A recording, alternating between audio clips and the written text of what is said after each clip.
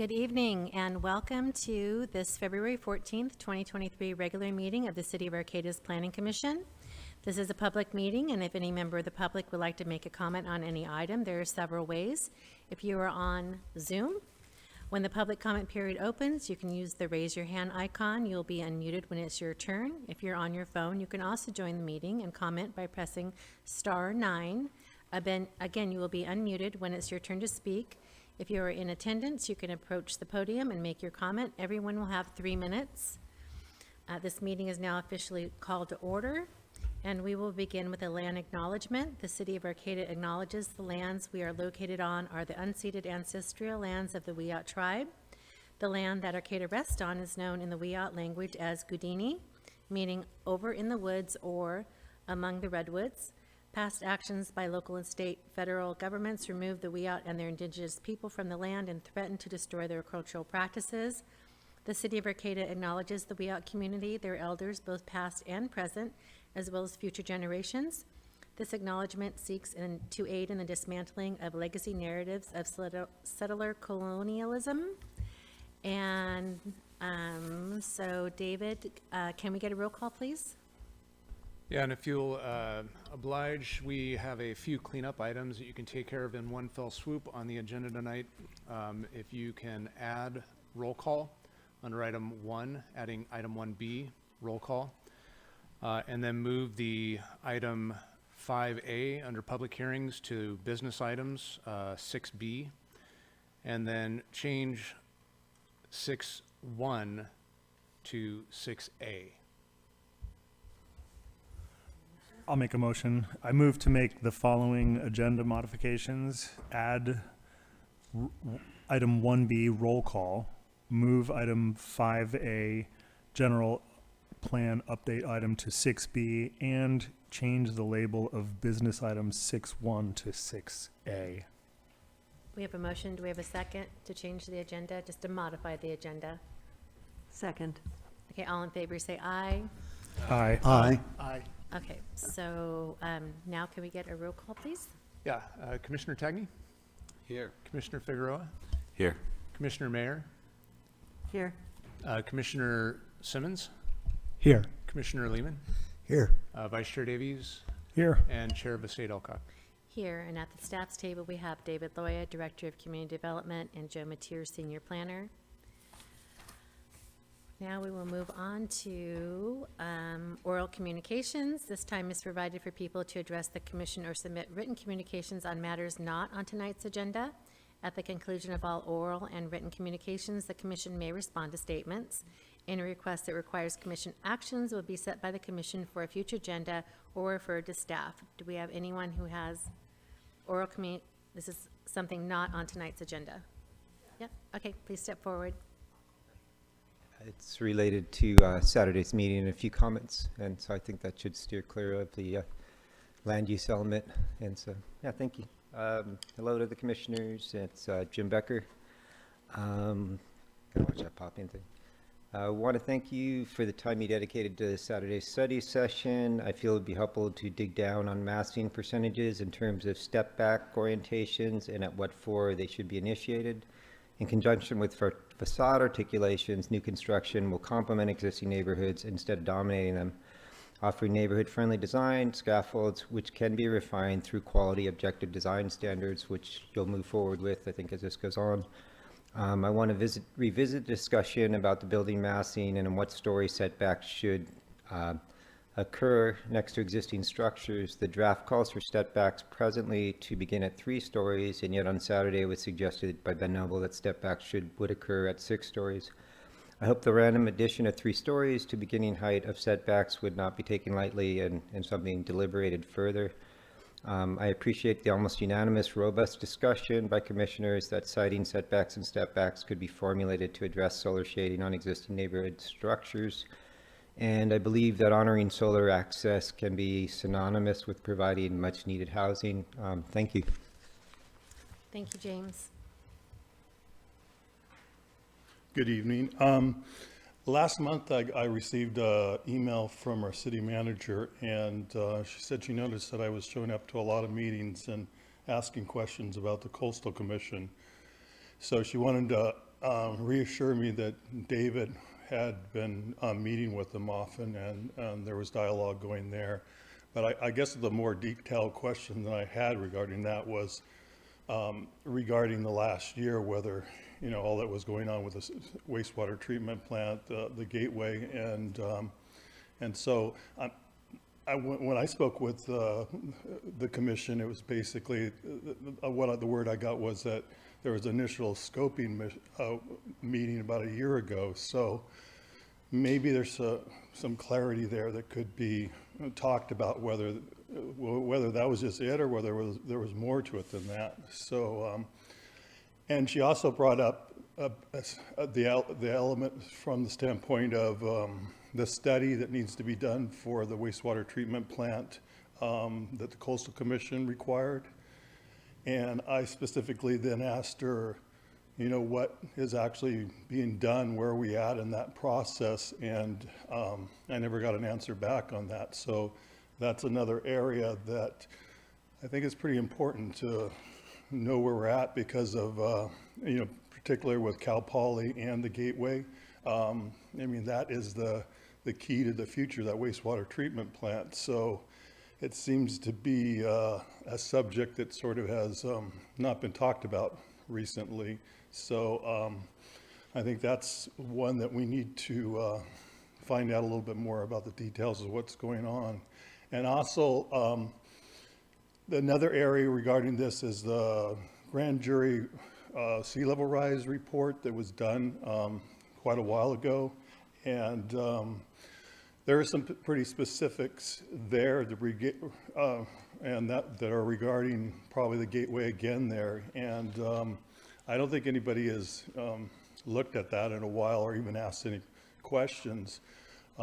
Even with the city council, basically when they made their $54 million decision for approval of phase one of the approvals for water quality, they had not read the Coastal Commission report at all. They weren't aware of, you know, specifics as far as phase two coming back, levee improvements that might add up to between another $40–50 million. So these are all important questions that you guys should be paying attention to right at this moment. Thanks. Thank you, Gregory.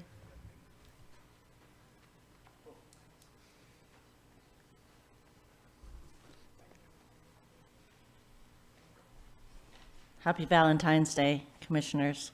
I'm going to cede my time to Fred Weiss. Thank you. Thank you, Patricia. So 6 minutes for, Thank you. Commissioner, my name is Fred Wise. Commissioner Mayer and myself have been pushing for a discussion and decision on the various forms of ministerial review. It affects how the community benefits are handled. It opens the door for innovation and flexibility in the form-based code. An article in Arcata 1 on ministerial review was 9 months ago. There were already then a dozen different conversations about it. So let's settle it. I'm going to propose this, that there be no one-person zoning administrator review on any new gateway building. Zero, none. That everything go through the Planning Commission, ministerial review through the Planning Commission with public comment. The extreme delay that we saw in the Village Craftsman Mall project in 2018 will not happen again for many reasons. Last year I spoke with a principal planner in Redwood City about how they do ministerial review for their successful form-based code. She told me when the developers follow our code, they know what we want, the project sail through. And we'll note that the Julienberg Valley East Loft project that came before you in December took 31 minutes for your approval. So I think we can see more of that. Second, the form-based code study session was great. A few comments. I like Ben. I think he's smart. I think he can give us anything that we ask for that you specify, but he's not an architect. He's not a planner. And I think his orientation is urban and modern, not necessarily fitting in here. I question whether he's the right man for the job. The proposed code for form and massing, for height, setbacks, and stepbacks, as you saw, I regard it as horrendous. Setbacks are a percentage of ground floor area in his code. It would allow, as we know, a sheer vertical wall of whatever height you decide, whether it's 5, 6, or 7 stories, either 10 feet away from a single-family home, and when this is discussed, it would be 0 feet from any other parcel other than single-family. This is a proposed code. It's not the end, but this is how he's thinking. That's very different from what we've been talking about here. The timer isn't going, so, oh, okay, thanks, okay. Okay, tell me when there's 3 minutes. Thanks. I have an idea I'd like to throw out to you. Pick a single parcel, pick a single site, and have a discussion among yourselves on what it would take to make a form-based code to your liking for that site. And I'll tell you why. I proposed the AmeriGas site for a variety of reasons, between 6th and 7th, between K and L. It's sure to be developed. These are my reasons. It's sure to be developed. We have no question about that. It has a different kind of neighbor on each side. On K Street, there's a major thoroughfare, which likely will have bus routes. The other side of K are one-story commercials. They'll probably be redeveloped. On 7th Street are historic one-story residences across the street. I'd like to say, for purposes of this exercise, that L Street becomes a linear park, so that you have that on that side. And on the 6th Street side, you have Bud's Mini Storage, so another commercial property. So we have 4 different types of neighbors in a situation that would be similar to any other parcel in the Gateway area. There's more. It's a full block, so you have a lot to do with. It could have an alley. It could have a Vonerf on 6th Street, a walking street. We're going to find all the different elements. You might need a bus pullout, deep sidewalks, some public-private areas. You'll need a big setback on 7th Street to avoid solar shading of the properties there, the Devlin cottages. Diagonally from the south, there's a Montessori garden and trailer park, so you have a solar shading element. If you can figure out how to do form-based code for that site, I think you've come a long way towards figuring out for the whole Gateway. This is just for building and massing. There is a schedule at that meeting that we saw of upcoming meetings. A request that the incorrect information on the city website be removed and that full schedule be put there. It shows streetscape, mobility, community benefits, and open space all being covered in 2 hours on Thursday, February 23rd, and then 4 hours for you. I've got to go a little more quickly. I say this joking, but also serious. This is all supposed to be developed in 2 sessions with the Planning Commission in June, approved. My question is, are we living in a different universe? That's not my world. For me, a good form-based code can take 6 months to develop with just discussion. The question I have for you, do you think Ben got what you were saying on Saturday in a way that is going to help him develop a code for Arcata based upon what the commissioners want? Couple of small things. There's the gateway concerns and solutions that I brought up the last meeting. It's something that you worked on for 3 sessions. It had been marked as final on the city website. That was removed, but it's not final. I'd like to see you make it final and prioritize and figure out when you're going to talk about those things, because they're all important things that you came up with. The table of items that are contradictory to the draft plan, as I mentioned, is terribly deficient. I would rate it a 0.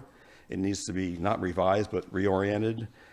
And I wouldn't trust anyone to develop that table, not me, not anyone. I think the idea of having all the committee's input go into one person is not going to work. And as evidence, there's nothing in the arts, even though we have heard things about from the arts from the Playhouse Group.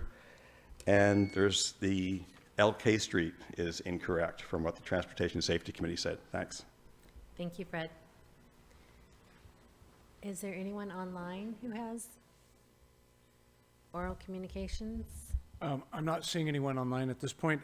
I did neglect to mention that we have our video feed on the city's website for this meeting is down tonight. The video will be uploaded to that site tomorrow. And so folks wishing to watch should be watching either on the city's YouTube channel, or for best results for tracking in real time or close to real time, they should log into Zoom following the link on the agenda. Okay, so we will move on to the consent calendar. All matters on the consent calendar are considered to be routine by the commission and are enacted in one motion. So the only thing we have is the minutes from our regular meeting of January 24th. Does anyone need to pull that item, or can we have a motion to approve? I'll move to approve. Do we have- Second. Okay, we have a first and a second. All in favor, say aye. Aye. Aye. Aye. All right, so now we're going to move on to, help me out here. Are we moving to our business side, because we made a switch? Right, so When are we with doing- the modified agenda, we don't have anything removed from the consent calendar, and we don't have any public hearings. So straight to business items, and the first item is consider planning commission minutes format and level of detail. Okay, do you have a staff report for that? I guess I'll open it and then perhaps hand it over to Commissioner Mayer, who had asked for this item just by saying that the matter's come up in the last couple of commission hearings. And so we've prepared a space as requested for the commission to discuss in more detail the level of detail that we're putting into the minutes. And as we've discussed before, on the one end of the spectrum, we could draft just simply action minutes. Action minutes would look something like the agenda item was open, the commission received a staff report, took public comment, and took this action. On the other end of the spectrum, which we don't have the capacity to actually provide for you, you'd see something more along the lines of something that would look like court reporting or a lot more detail than what you're seeing now. And, you know, where we've tried to get to is a level of detail that we feel like at the staff level we can provide to you that gives a little bit of insight into the matters that were raised during the commission meetings under the various subject matters, so that if anybody is interested looking through these minutes and they want to know more, they can go back and watch the video. So with that, I'll turn it over to the commission. Judith, you brought this, you agendized this, so. Yeah, I brought this up because there's been some question about how consistent the minutes need to be, both from one minute to another, from one item to another, and from one set of speakers and debates to another. In an ideal world, we would have minutes that would be 100% accurate in summarizing a discussion and explaining who spoke and what, and capturing the nuances of those discussions, as well as staff positions and presentations. And at another would be that bare bones, these were the items and what action was taken for each item on an agenda if it was an action item. And on some of the minutes we've seen over the past few months, there's something kind of squishy in the middle, where staff has attempted to summarize, especially public comments, when there weren't too many commenters, but not paying particular attention to the commission discussions or any of the nuances involved in those. And that level and style of minutes has actually been pretty disturbing to me. First, because it opens the way for staff to add their own interpretation of what went on in the meeting above and beyond what's necessary, and in some cases actually misrepresenting what occurred, what was said, at least as far as what I was seeing, and in some cases regarding things that I actually said. And on the other hand, I kind of wonder, if we're going to have that type of content summary by staff, and we want it to be consistent, if there were 24 public comments, we'd need to have a summary for each one of those public comments. And then I wonder how our discussions would be summarized. We do have the recordings if someone is curious about what precisely was said.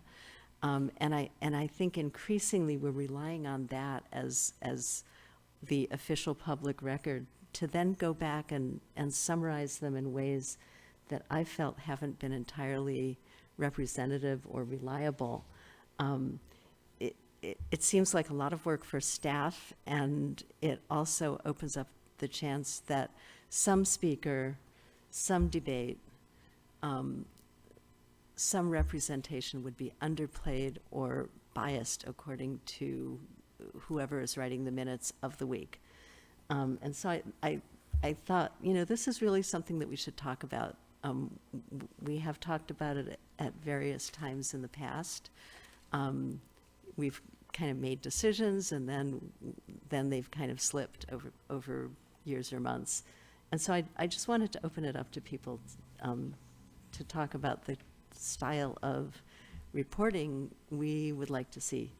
And I would actually extend that to say, if it's possible to actually have additional links in our agenda to video recording, so that if a discussion perhaps, has 20 commenters and goes on for 2 hours, we can somehow go to some crucial points in that recording without having to listen through the entire 2 hours to get there. So, yeah, what do you all think? Well, I wonder, Judith, given sort of limitations on staff time and the sort of unlevel way in which comments are being summarized, would it be better to just summarize less and refer more to the recording so that at least it's more consistent?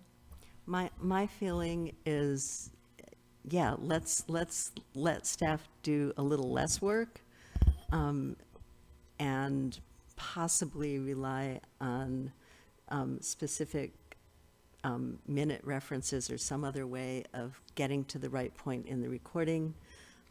If we want to go into more depth on what was actually said, there's less chance of bias that way. There's a better chance of treating comments even-handedly, and we all still have access to the actual recordings. Nothing's actually hidden or lost by doing it that way. A couple of things. One is we do have the ability to change the minutes when they come up, right? I mean, you could say you thought something was misrepresented and ask that the minutes be changed.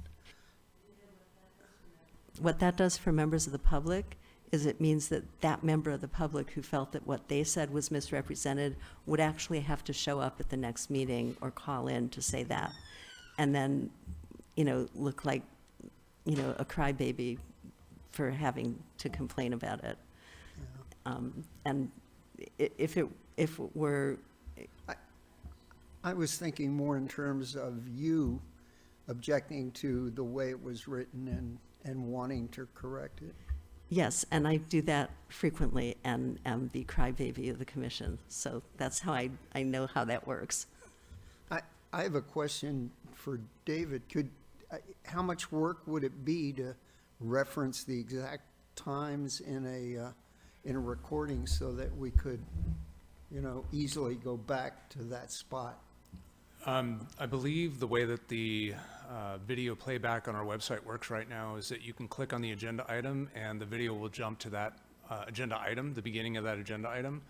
I do not believe there's a capacity to put hyperlinks to specific points in time throughout that video. And, we don't, I'd have to check with our IT division, but I don't believe we have the capacity within this to, Joe's indicating that he's got an answer here. I just checked with the IT person, and it would basically take staff to listen to the video and write down the minutes and then reference it in the minutes itself. At this point, we don't have the technical capabilities of doing it, but they are, like David said, kind of linked to those items in the agenda itself. I mean, it seems to me like there's I agree with you. This could be simpler. It feels like there's a win-win, which is that staff could do less work. Therefore, it would be more consistent across the whole reporting of events. And then, as we all have agreed and mentioned, the video is there if anyone wants to see for themselves. I think that that's a good solution in this moment. I don't see a downside to that. Yeah, I was going to mention what David was saying in regards to jumps to certain segments of, of the recording. Ultimately, maybe we just place, for every single section, there's a link so it jumps you in the video. So ultimately, there's a hyperlink associated with that information. So making it real easy. It's essentially in the same format it would be presented, to the public on that side. Ultimately, is that an option? Yeah, so we cannot do any post-production. We don't have the capacity to do that.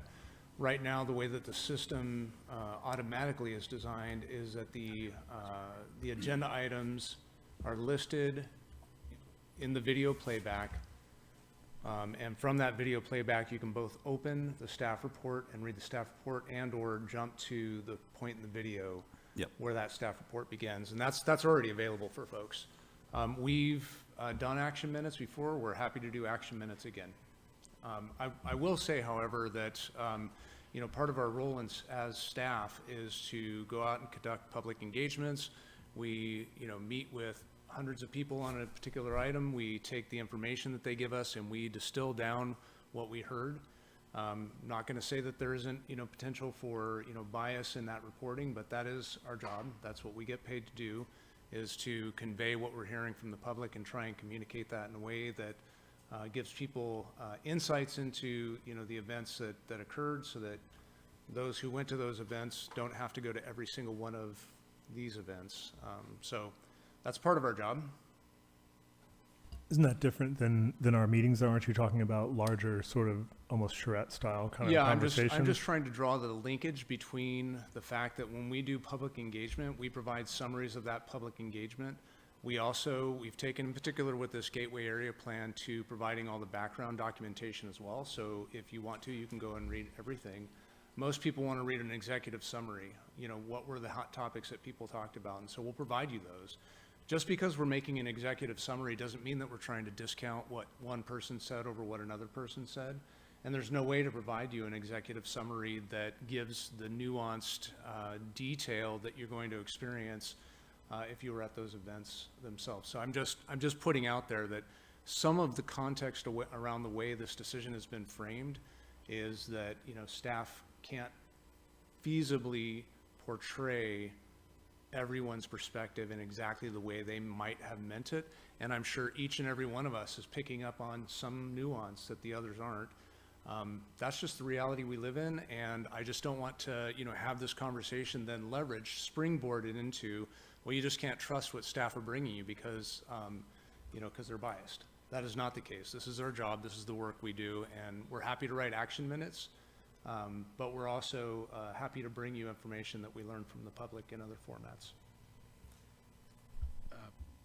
Can you describe what an action minutes is? Yeah, action minutes would be really basic. So for example, on your agenda tonight, you have a business item, consider planning commission minutes format and level of detail. In tonight's meeting, in reporting that on the agenda, the first part would be more action oriented. Staff provided a report. The commission had deliberations, and then as people get up to speak to this matter, we would try and convey the synopsis, the high-level summary. John talked about, minutes are okay the way they are. Sally talked about, improving the minutes in this way. And then you would have those breadcrumbs to go back and look at. An action minute would look more like staff the item was open, staff presented a staff report, commission deliberated, public were offered an opportunity to speak. The planning commission took this action by this vote. That's it. Okay, so I assume that the reason that you have this pattern of trying to highlight what the public has said is as a public service. It does sound like it would be less work to you Do you have any sense that the public would feel like they were being left out if they didn't see these little summaries in our minutes? I'm sure there's going to be a plethora of opinions out there, but we used to make action minutes all the time. I mean, you know, it's fairly recent, and I think I mentioned, you know, recently when this topic was brought up during the approval of the minutes, that some of this has been really a style of the individual putting the minutes together. I take notes during the meeting. I'm the liaison for the Planning Commission, and I take notes. I bring those back, and then our admin assistant, our admin specialist, is the one who summarizes the minutes, produces them into you know, the format that you see in your meeting. Some admins have taken a lot more interest in providing more information than what was in my notes. They've gone back and reviewed some of the tape just to make sure that they're, you know, trying to ensure that they're conveying the message correctly. And so we've just had a number of different people, not a lot of consistency over the last couple of years in doing this. And so you've seen those differences translated through the minutes that you've been approving. You know, like I said before, we're happy to go back to action minutes. It is a lot simpler to provide those. And at the end of the day, the action that you take, the resolution you pass, the action you adopt on a discretionary decision, that is what is most important. The individual nuanced discussion, the thing that, you know, one of you said at one meeting that, you know, may have been, you know, then reversed in another meeting, those details are important to your process. But when it comes time to take that final action, it's whatever is in the document that is going to persist. When we go into the record, you know, we go into our files to look at what decisions were made and what the conditions of those approvals were, or what decisions were, you know, made on, you know, what that reference or the recommendation would be to the city council, you're going to be looking at a resolution, and it's not going to have a minority report. It's not going to have, you know, a long discussion of all the public comment that were made. This is purely, you know, as you had mentioned, Commissioner Tagney, our attempt to try and provide a little bit more context to the discussion, because it is a long and ongoing conversation, so that it's all not just completely lost in very bland action minutes. So, Commissioner Mayor, would you like to see us move back to action minutes? I guess the level of detail that was common in the minutes of about a year and a half, 2 years ago, and so that's sort of closer to action minutes than to a super level of detail, but it was more of a middle ground where it did acknowledge that staff can summarize a discussion within the minutes without necessarily noting what every person, or what some people but not other people, had to say. And so I'm wondering if there's any way to add in the digital version of the minutes hyperlinks to more than just the beginning of an item on the agenda. Is there any way, for example, to have a hyperlink to when an action was introduced in a motion, when the public comment part of a hearing ended and deliberations began? Is there any way to add those as hyperlinks in the digital version of the minutes? Because I think it's just a technical type of thing, and it would depend what you've contracted with the recording provider to do. No, I mean, it's possible. It's technologically possible, but it's not feasible. I don't have the staff time to do that, and we can't just ask the, you know, the minute track or Acela that runs our software to do that for us. You know, if the majority of the commission wants to look for that level of detail in the minutes, I can certainly convey that to the city council as they're, you know, taking up the budget. I have no idea. I can't tell you off the top what it would cost, but at this point, it's completely technically possible, but practically infeasible. Okay, pretty clear answer.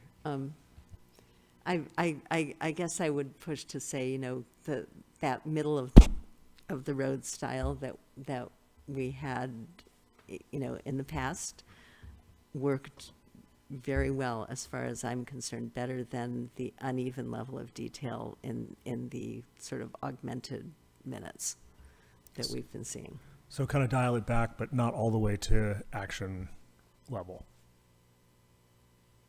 Well, I guess you could call those action minutes, but the discussion was summarized in some descriptive material that would, basically start with whatever was in the agenda, but then continue on to describe the discussion in general terms. So when, I guess I'm a little confused because those two things kind of are going in different directions. Action minutes are stripping these down so that we're just reporting on what happened. What I think I'm hearing you say, Commissioner Mayer, is to actually add in more detail about what the planning commissioners are saying. Keep the level of detail that the public is saying, but then add in more about what the commission is saying. I think It's hard to say that pure and simple. Staff did manage to hit it right, in my views, around 3 years ago, where I felt. I would need a lot more direction than what I'm getting here, because I have no idea. There is some detail on the discussion, very clear detail on motions, the action minute part, and some sense of what the outstanding controversies are that perhaps were not resolved, and that's as far as it went. And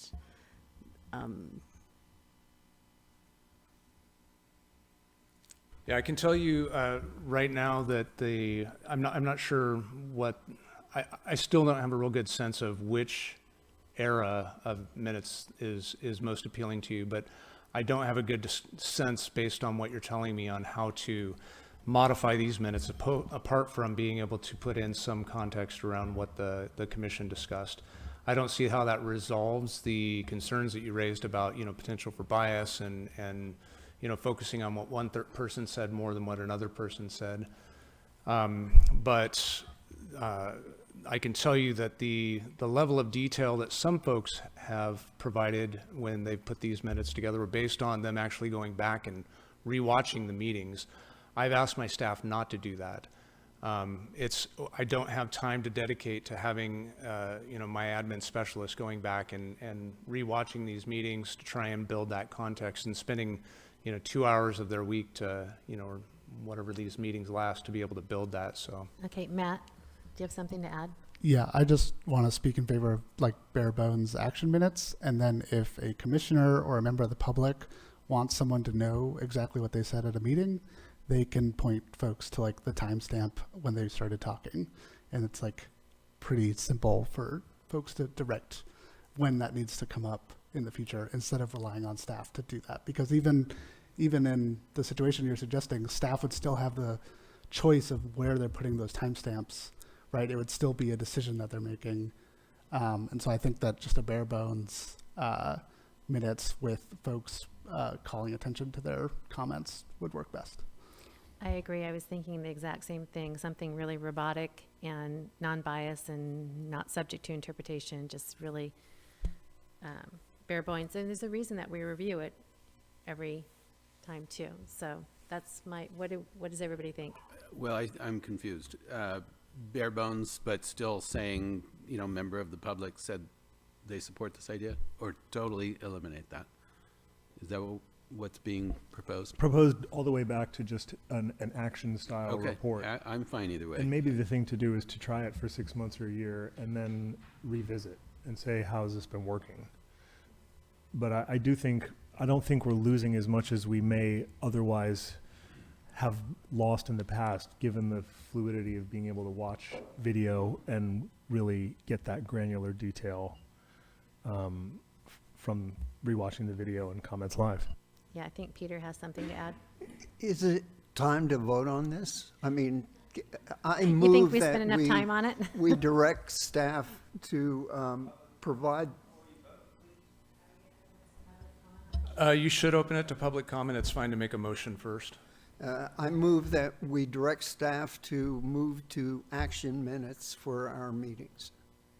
Okay, so we're going to have public comment. I actually don't like it when we make a motion and we haven't heard from the public yet, because we represent the public, but that's fine. But so we have a motion on the table. Yes.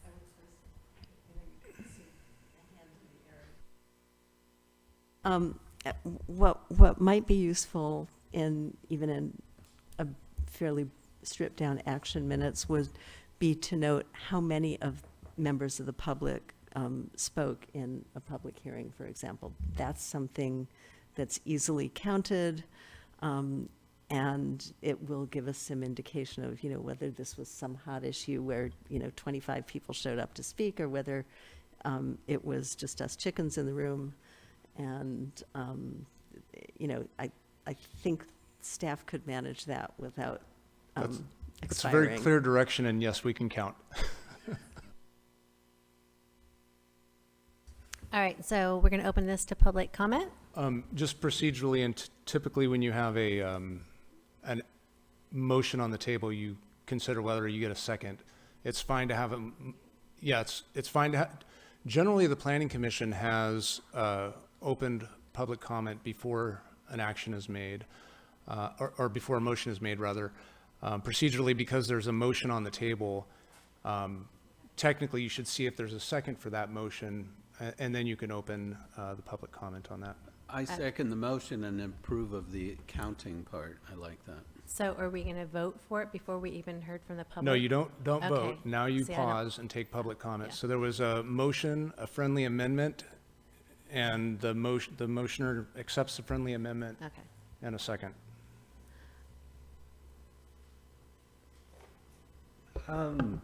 I'd just like to say whoever's been accounting for the minutes, and I still don't think it's really that difficult of a thing. They've been doing a great job. I don't know if it's from transcribing yours and possibly it's from looking back, but we do come here and we have just 3 minutes some nights, occasionally a couple times we come up, and I don't think it's that much of a lift to just provide that much of what the public is bringing forward. I thought it was a great idea for just a moment when you talked about if there's just a couple more bit of detail that is allowed for the planning commissioners, because I think this is how this all precipitated, because here was our information and it's lacking context from what the commissioners are saying. I probably shouldn't speak for Fred, but he transcribes a lot of these meetings, so there's an amazing amount of detail a lot of time that could easily be mined, once again, from a free source. I mean, this is so much going on. So I guess what I would say is we show up here week after week, and I think that little bit, and who's ever doing it and doing a great job. I don't know if it sounds like they're taking it from the video, so it's more work that way, but they're absolutely getting it right. I mean, when I first came here, it looked like gibberish. It's like half the time they're saying I said the exact opposite of what I said, or something completely different. So yeah, I thought it was been going pretty well. And I would just think that I would say to maintain, and it sounds like you guys are leaning the other way, but I need to have that said. Thank you, James. Patricia Gumbianica. Yeah, I kind of agree back and forth with Judith. I think that it used to be better 3 years ago. It was a little bit more clear. It wasn't necessarily detail. It was just a clearer, concise rendering of what the community says. But in the same point, I'm in favor of kind of just even having it be short and brief. This person was in favor of the L Street Linear Park, or had concerns about, different impacts of the Gateway area, or whatever it be. I'm going to open up a can of worms here, and I'm going to say that I kind of want those to be still listed in the minutes. It gives kind of a paper trail to back up the video. The videos of different committee meetings have been, sections have been cut out. Karen has been notified of this. So I'm not going to go into that can of worms, but I opened it up. So I think having it in oral communications and listed just very briefly is really crucial. And I'm happy to add crybaby to another one of my lists of titles that I've been called throughout this process. I will be a crybaby. I'm fine with that. So anyways, thank you. Thank you, Patricia.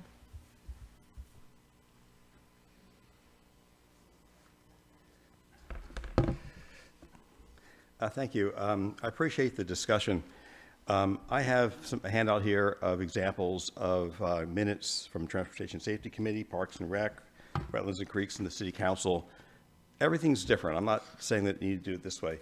I propose, I know we all like to move forward and stuff, that we table the discussion until we can see these examples that Judith has brought up. I'd love to see them. And it's possible, I can't say, that people, the commission here has different ideas as to what you're talking about. I thought the minutes for January 24th were done very well. And I've looked at a lot of different things. There's one thing, you know, in oral communication says, a member of the public identified several concerns about the gateway plan process. So I didn't like that, but that was me. And I looked it up. I talked about 8 topics that can't possibly be summarized. I do make transcriptions of every meeting, and I refer to them regularly, okay? So, as David said, to actually put hyperlinks, I figure it'd be about 6 or 8 hours per meeting. But what I could do, if we can have a public-private partnership here, I can give the times of when the different people speak and when votes are taken and that kind of thing, and just that would be in the minutes. Would be at 1 hour 48 minutes. Open up the public comment on that action item. It wouldn't be a hyperlink, but so having to actually go through a video to find something is extremely cumbersome and does not replace minutes. So again, I'd like to see what Judith is referring to a year and a half ago or 3 years ago. If there's a fine balance, I think just listing as action items is a poor answer to a problem. And I'd like to know from staff whether this January 24th meeting, which I consider to be very good, very well done, whether that can be kept up. So again, if I can be helpful, I love to be. In terms of the transcriptions, they're not in finished form. I can't release them because there's too many errors. It's done by a program.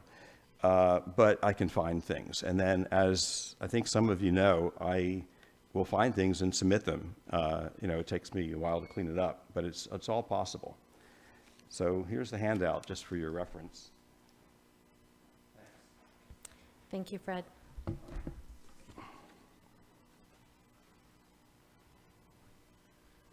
The other aspect of this too is that the public writes letters to you all the time, and those letters are never included in the agenda or the minutes.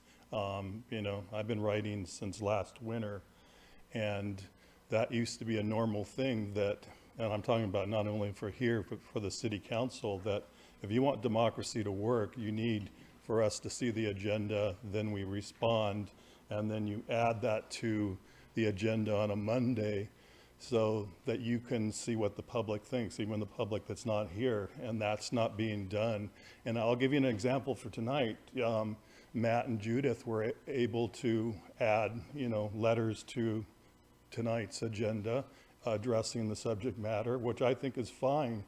But the problem is you're not allowing the public to do that. So it's sort of, in my opinion, very undemocratic. And I'm not happy about it at all. It's just been, the letters that I've submitted, it takes 3 months at times to get on the website of the city. 3 months it takes for someone to see what I've said about the agenda for the night. And that's totally unacceptable. And Fred has brought this up numerous times, and it's just sort of like, I keep forgiving, I keep forgiving, I can keep forgiving, but I'm getting to a point where I'm stopping forgiving. I'm going to have to, at some point, just go to the state, because this is totally unacceptable how you're addressing this. And it's a pretty simple thing, it's part of a democracy. It's part of a process that, agenda comes up, and you see what the public has to say, and you include that. You could disregard it and vote whatever your way, but it needs to be part of that process. Thank you, Gregory. And so, since we're not online, there's no one online, or people can still call in, I guess? They can. We don't have anybody raising their hand for this agenda item. Okay, so we're going to move forward. So now that we've heard from the public, does anybody want to change their vote? Or do we Yeah, I want to do. table this, or what do we want to do? I'd like to withdraw my second due to the public support for doing it exactly the way we've been doing it. I get that there's been some inconsistency over time, but it sounds like they really value seeing in note what occurred at the last meeting, and I don't see any reason to take that away. Judith, doesn't that get us back to square one? It does kind of get us back to square one, and while that may work fine in a public meeting where there's 6 people who comment, in a meeting where there's 26 people who comment over hours, we have a problem. And those are in many cases, the most controversial issues, and in that type of minute taking, we're buried in detail that we can search for ourselves. The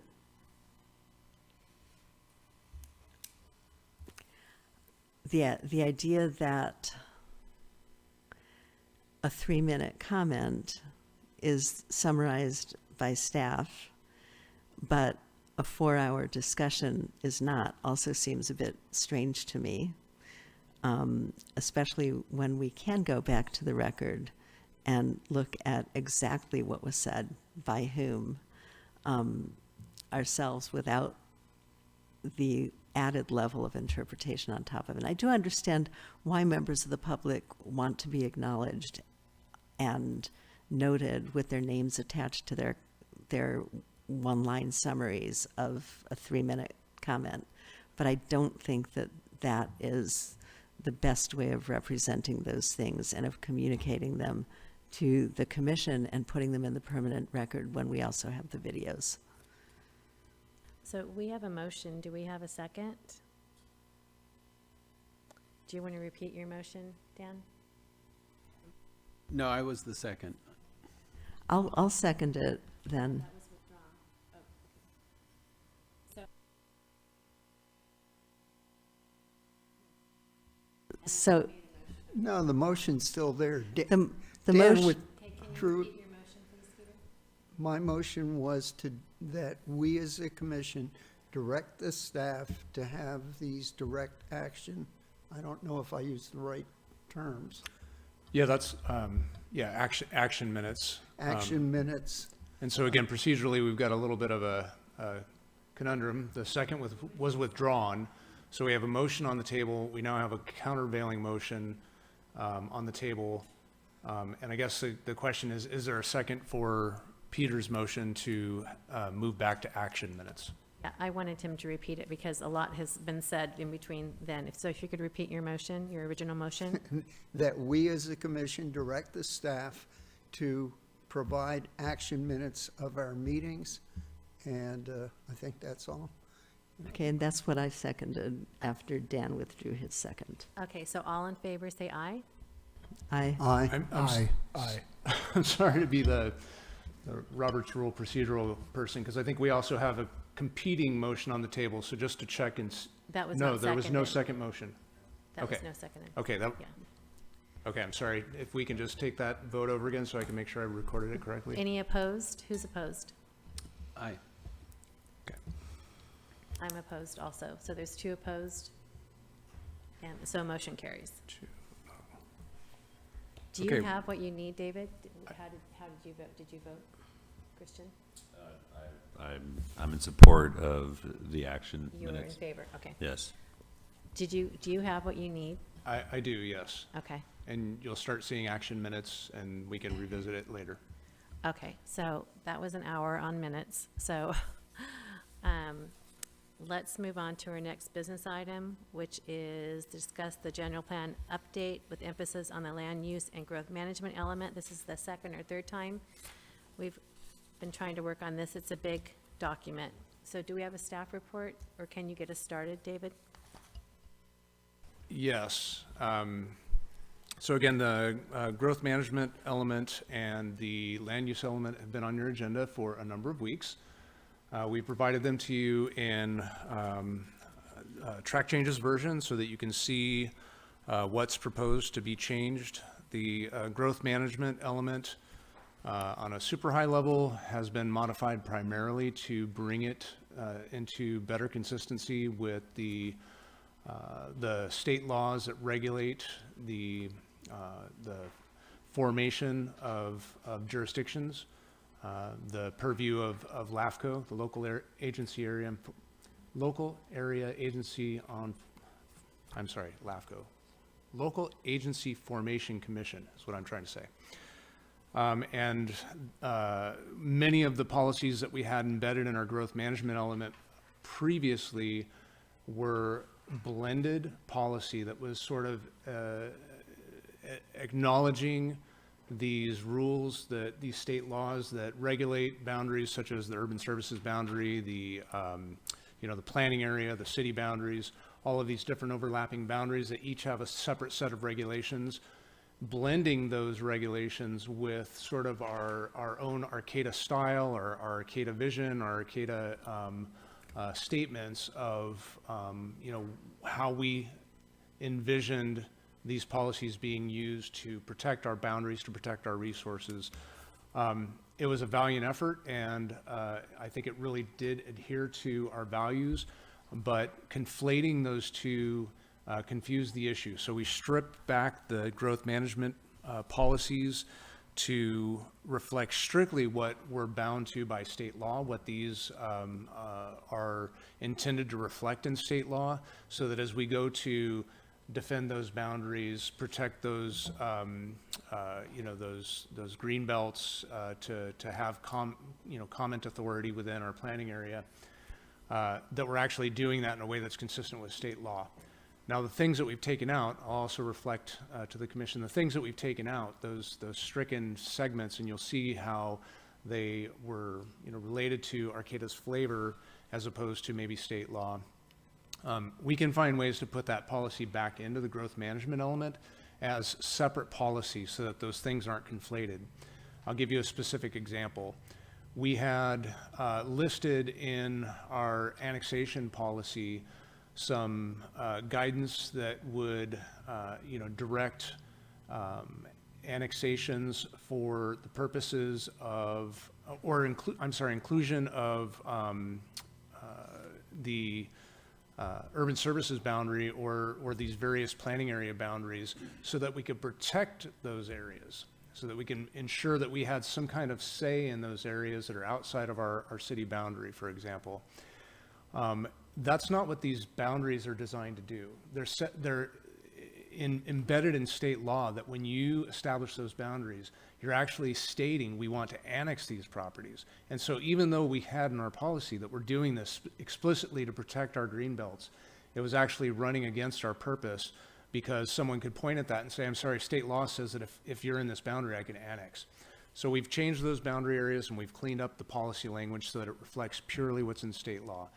Now, if we want to have a discussion around developing new policy that, states within our growth management element that we wish to protect those areas in some ways, shapes, or form, we can have those conversations. I think what we've done with the growth management area and what we've done in other elements of the general plan effectively accomplish those same things. But if you want to talk more about those, happy to entertain that. The land use element has pretty significant changes. I will only state in summary at this point, until we get into the detail based on the things that are of interest to you, that we have gone through, and the Planning Commission has looked at the land use map a couple of times before, but this is the first time where you've seen all of the changes proposed in the coastal zone, all of the changes that are proposed in the Gateway Area Plan, changes that are proposed in different areas throughout the city, all in one place. And so this is an important time to be able to look at the maps that are included in your packet, and we have them here tonight. So if you have specific questions about particular areas, we can delve into those and look at all of these changes, in one cohesive packet. Other fairly significant changes in the land use element include changes to the density calculations that are allowed in these districts. We are lower than most jurisdictions in our current allowances for, in particular, moderate or medium density and higher density zoning districts. And so we've upped those in this land use plan. That increasing those densities will also help us if we wish to pursue pro-housing designation. You have to have certain minimum density allowances within these higher density districts in order to qualify for pro-housing designation. And so we've tried to comply with those. And then most of the rest of what we've done in the land use element is just trying to bring it to, current modern understanding of some of the districts that we've included, some of the planning concepts that we've been talking about for the past 5 or 7 years. We've tried to update those and incorporate them. And we have added mixed-use overlay zones to a lot of areas that were heretofore just general commercial. So those are major changes that I wanted to draw your attention to, sort of at a high level, and then we can get into each of those changes in detail as your interest dictates. So with that, I'd like to turn it over to Planning Commission questions and deliberations. We did have a couple commissioners, Commissioner Simmons and Commissioner Mayer, submit comments in advance, some of their thinking on these elements and where to go. And so I hope you've had time to review those. I'm sure you have. And I'd be happy to answer any questions and hear what the public has to say about these elements. I have a question. Can you repeat, you just said, I believe, that the planning area is by state guideline indicating that eventually you will incorporate those areas? Yeah, so if you look on packet page 57, and Joe, can you roll this to that? This is where the, I'm sorry, that's urban services boundary. I'm on page 67. 57, let's see. And, okay, I'm sorry, where I want to draw your attention to is page 53, where we have the sphere of influence to start. So the sphere of influence, according to state law, the sphere of influence is intended to identify areas outside the city's boundary, outside the city's city limits, that are within the city's planning area that the city intends to annex. Historically, we've used the sphere of influence as a way of stating we want to have influence over the county's decisions that occur in this area, because we want to be able to protect these green belts through expanding this large sphere of influence. Okay, very clear. If we go now to packet page 67, there's a map showing the outline of the planning area. And I'm just questioning and or surprised that we would ever consider annexing like all the way out to the dunes. And I'd like a understanding more of the inland kind of southeast direction. I assume that's all Fickle Hill. Yes. And why so far up Fickle Hill? Yeah, so the planning area, that's a really good catch. Basically, the planning area is a zone in which the city of Arcata feels that it should have some kind of comment authority when the county is making land use decisions in that area. And so the planning area is not an area that the city intends to annex.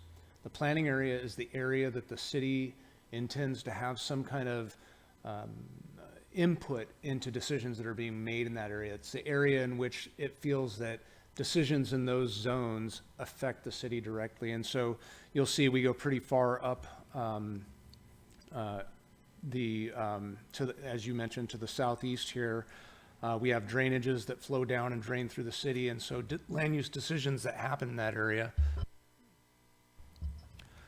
we want to have, some kind of decision making authority over. Because basically. Exactly, and also because, we do have, you can see the sort of two rectangles smashed together in that southeast leg. That's the Jacoby Creek Forest, the city owns, and so we want to have some, authority around that as well. Is the trail crossing from the community forest to the Sunnybray Forest on Fickle Hill an example of this kind of planning activity that's significantly outside of the city boundaries, but still within the sphere of influence? Yeah, and actually.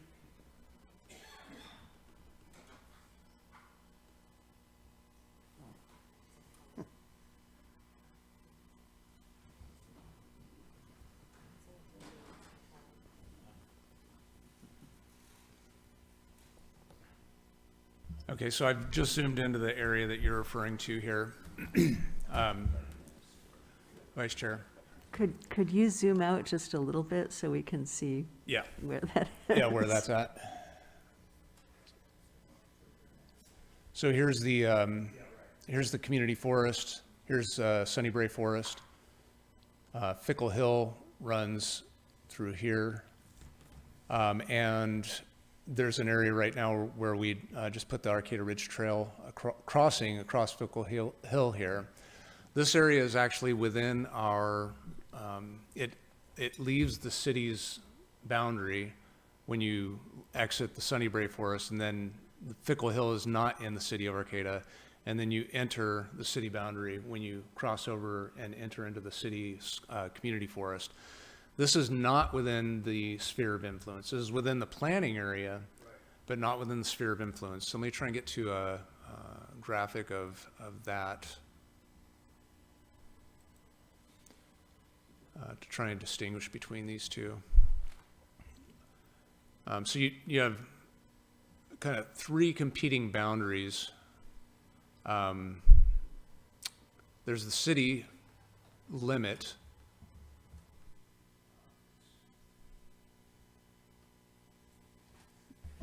There's the city limit. You can see in the dashed line here, and this is on packet page 67, if you're following along in your hymnal. The city boundary is where the city of Arcata has full jurisdiction. It's inside the city. This dark line out here that goes all the way out to the coast, goes across the bay and up Jacoby Creek, is the planning area. Within the planning area, and we have a section of policies about the planning area that define the kinds of input that we'd like to have with the county in that planning area. David, one of my concerns is the green belt surrounding Arcata. And it's wonderful that we have this green belt out in the bottoms. So my question is, how certain are we that the county, that we have enough influence on the county so that there aren't subdivisions suddenly appearing in the bottoms? We aren't certain at all. We have absolutely no regulatory authority outside of the city boundary. The city can provide comment to the county on projects that are happening outside of its jurisdiction, but we can't. We don't have any other. We don't have any heavier weight. Our comments don't have any heavier weight than anybody else's comments.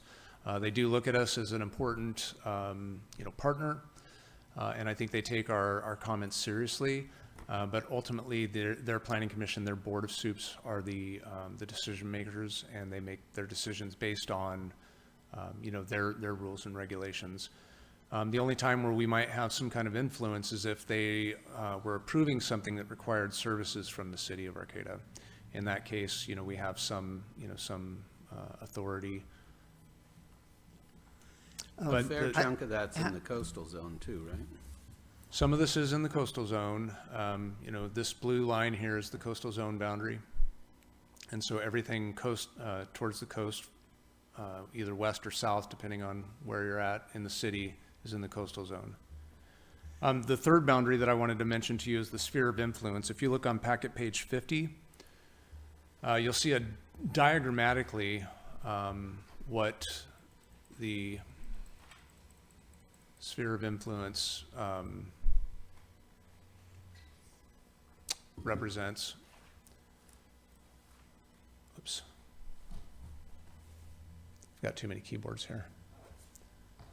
And you can see how these differences interact. And within this same text right here, it kind of describes how these boundaries intersect. But the planning area, this outermost boundary, is the boundary that we want to have some, comment to the county on. The sphere of influence is the area that we are considering annexing in the future.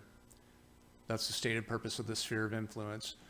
The city limits are within the sphere of influence, or could be, co-occurring with the sphere of influence if we actually annex these properties.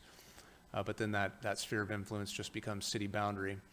And then mostly within the city, some portions outside of the city, and some portions that are in the city are not served by the urban services boundary. And so you'll see this area, for example, on the Baylands, if you go to the wide open ag fields that Highway 101 goes through at the southern portion of the city, all of that is inside the city, but outside the urban services boundary. We cannot provide city sewer or water service to that area. It's outside of our urban services boundary, and it's a hard limit. It's one of our strong controls on preventing development in that area. So that's one of the ways that historically we've prevented development of that ag land on the south of the city. We have areas like the Jacoby Creek Water District that we serve that are outside of the city limits, but we provide water service to. We do not provide sewer service to the Jacoby Creek Water District, but we provide water service to them. So there's, each of these boundaries has different specific purposes. And we can get into more detail about what the policies are around each of those different ones. But the reason I brought this up and the reason why I went into so much detail is because we amended this sphere of influence to be more consistent with state law, which was an important one. Is there a possibility of extending the sphere of influence further west so that we would have some control? We could. If we were to do that, then we would be stating to the world that we intend to annex those areas. And that's basically the stated purpose. If you're within the sphere of influence, if you have a, if your septic fails or your well fails, then you can come to the city and say, I want to be annexed now. It's not necessarily the most fiscally sound option for us to be annexing up Fickle Hill. We don't want to see Fickle Hill developed in any higher densities than it is currently. And in fact, all of that area that is within our planning area outside the city limits that goes up Jacoby Creek, we'd like to see that at the lower densities. I was implying further west, not east. West as well, yeah, the areas to the west of the city. Well, I don't know. How do other people feel? Having that green belt is I think it's just precious for our city. And, the fact that the county controls that and they could build a subdivision and we couldn't do anything. I would like to mention, in respects to, the hurdles in regards to developing farmlands and or timber production zones in regards to the Williamson Act, it's incredibly challenging. And particularly, there's not much space out to the west that is outside of the coastal zone and not protected by the Williamson Act. So there's that. And then up Fickle Hill, it's like looking at what the zoning is presently up there, and a majority of it is timber production zone. Most of the available properties that are for sale up there are TPZ properties, in which we're not going to see subdivisions. The biggest issues we have to deal with, if it's specifically revolving around water quality, is timber harvest plans, not subdivisions, or once upon a time cannabis cultivation, and the activities associated with that. So I think there's things in place by county zoning that, and also by, the Williamson Act protection in regards of likelihood that these won't be subdivisions in the future. I'd love to hear from Commissioner Mayer. Yeah, at first, I was really fascinated by this draft of the growth management element, to see how it had been stripped down from what it might have been. And I really appreciate, David, that you explained that this is intended strictly to comply with state law, even if it appears to be downplaying the city of Arcata's conservation aspirations. Given that, what I would like to see is a growth management element that will comply with state law on the one hand, but that still provides ample space for the city of Arcata's green belt, and in this case, I guess, blue belt conservation aspirations in line with existing city policies. I think that it's possible to do that in the draft. It might actually even require saying, this is the part of the growth management element that strictly complies with state law. These are additional aspirations that the city of Arcata puts forward in this plan in line with our vision statement and our overriding growth management policies. And I don't think you have to sacrifice that in order to make sure that, the state's going to be able to check off, yeah, okay, sphere of influence, and that they get the boundaries right. That said, I think that, the state rationale for the sphere of influence as the area that a city intends to annex in order to develop it is extremely limited. And I think people around the state are realizing that now. And regardless of that section of the growth management element that completely accepts that statewide definition, I think that it would be important to adopt policies that indicate that the city of Arcata will need to annex land if necessary to fulfill our conservation policies and goals, and to put that out up front so that LAFCO will get what we need, and also to make sure that the county will hear it, not just in staff communications from the community development department in the city to the community development, or whatever they're calling it, department staff at the county, but also so that the public in the city of Arcata has a chance to make their views known. And so in order to do that, since the county is probably not going to provide us with an opportunity to do that in their process, we need to provide an opportunity for our public to do that in our process. Therefore, if there is a proposal, for example, to the county to develop lands within our green belt or our blue belt, we shouldn't just assume that staff objections to the county will be enough.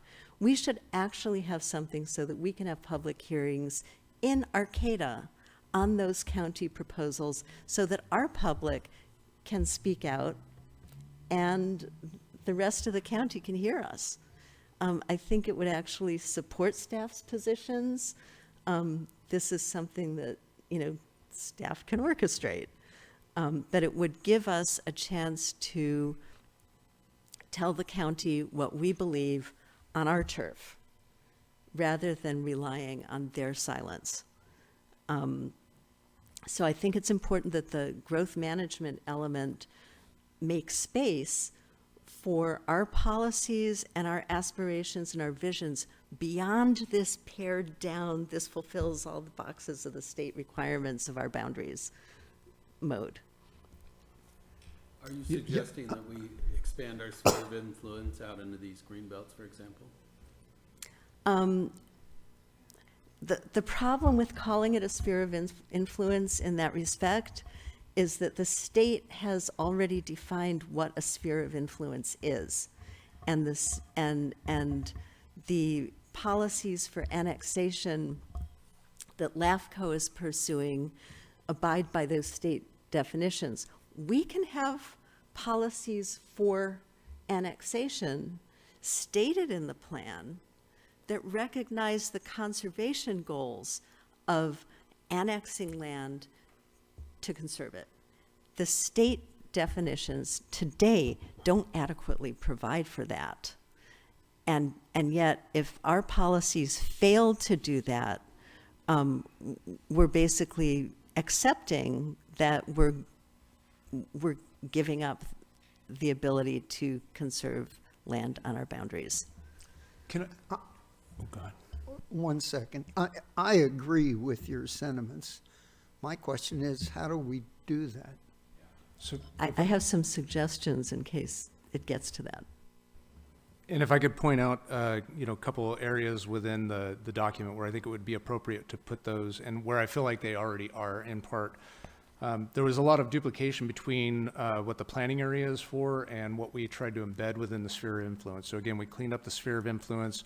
We tried to synthesize this in the planning area. So if you look on packet page 52, and I've got the beginning of it on the screen here, this is our planning area policies. And the objective is to advocate for appropriate planning area land uses and management. And we do these in a number of different ways. One is by having a planning area defined on a map, figure LUA. We have this section GM1B that talks about referrals by Humboldt County, where we have indicated we want referrals from Humboldt County for projects within our planning area. I'm signed up for the notifications for the county. When they have projects within the planning area, they send notifications. You all can get signed up for those as well. It's a public platform, as can the public. There's the land use designations, GM1C, that talks about how the city of Arcata wants to see those areas that are outside the city limits addressed by the county, including land uses. And we state that we want to retain timber, agricultural, and rural designations on lands located within the planning area. There's also Greenbelt policy on packet page 53, where we intimate our interest in expanding management and development of only rural densities be approved in these green belts.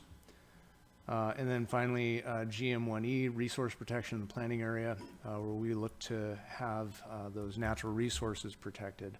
And so there's an area in this growth management document where if you wanted to have further refined policy to do exactly what Commissioner Mayer is saying, to signal to the world, what we intend to have happen within the planning area, that's the appropriate place to put it. And then I draw your attention to on packet page 56, what we've intended to do is to clear up some of the city's intention behind annexations to address exactly what Commissioner Mayer is talking about, because we've gone before to annex, for example, the Jacoby Creek Forest, which is it's discontinuous with the city's boundary, and it's part of the city. We've got the McDaniel Slough, and we want to annex the McDaniel Slough. If you look at our existing body of policy, these kinds of annexations aren't really exactly consistent with our current general plan because of the exact problem that Commissioner Mayer is pointing out, that all of the annexation procedures are really designed around urban development. And so on packet page 56 under GM3C, what we've done to try and address that, as we've identified this as a problem, is to add under bullet number 1 that the first criteria for annexation of undeveloped land areas is that they be within the urban services boundary and adjacent to existing urban development, unless the annexation is a city-owned land for the purposes of resource habitat management or for the purpose of fulfilling the city's greenbelt policies. And so I think this kind of was our attempt to address the conversation you're having. We can strengthen that. There may be private landowners, it doesn't have to be city-owned, who want to add to the greenbelt, that want to contribute to a land trust. And so I think we can incorporate those concepts there. Yeah, thank you. I think that's an important aspect of our growth management element. This isn't just a matter of, filling out a form that the state has provided us with and you know, if you require enthusiastic support from the Planning Commission to strengthen the Arcata version of these policies, I would imagine you probably have it. And I appreciate your mentioning that the annexation policies should not be limited to land that the city already owns, especially since for some of our major conservation projects, there have been intermediaries like land trusts and various other owners that have attempted to bridge that gap between private ownership, potentially subject to all kinds of developments under county jurisdiction, and city ownership. The city may not even want to take on the liability for some of those areas that we want to conserve. And of course, then that brings up this issue of, you know, LAFCO requires that annexations be fiscally neutral in many cases, and that gets us into a bunch of other issues that I don't know that the general plan needs to broach in terms of stating our intentions to protect our green belt and blue belts around the city. But yeah, I would certainly appreciate changes that would make this growth management element Arcata's element, and I would also appreciate some means of bringing potential development proposals from the county to the attention of the Planning Commission, so that if necessary, we can have public discussions of those issues here, rather than depending on an inadequate public participation opportunity presented by the county. David, as an example, the large new cell tower that's going up on Foster, I think that is it Foster, just going out, just barely outside of the city limits, I assume, because we never heard about the project. Is that the kind of project, like, did the city get to weigh in on that in any respect, because it is so close to Arcata, or how did that play out? Yes, we are afforded the opportunity to, you know, provide public comment on projects that are within the planning area. I honestly can't tell you if there are projects that are approved that we don't ever get notice of. And I do think, I mean, if the commission is interested in hearing about these, we can put them on, you know, a list of them as I get them. We can list them on the agenda. We'll have to think through, and I'll have to consult with our city attorney about, you know, having open public sessions of matters that are on another agency's agenda. But I can certainly list them on the agenda and let, you know, you and the public know that that there's an item that's before the Planning Commission or the Board of Soups. It does seem as though if there's something that's clearly within our planning area, that it should probably at least come to our attention as well as to your attention. And some of this stuff is really piddly. Nobody's going to want to have a public hearing about it. But if there are opportunities for Arcata's public to weigh in Arcata, that might be really helpful. And, you know, some examples of that have included, you know, the proposals for the large cannabis farm that was just across our border would have been visible, very visible from Arcata. The recently approved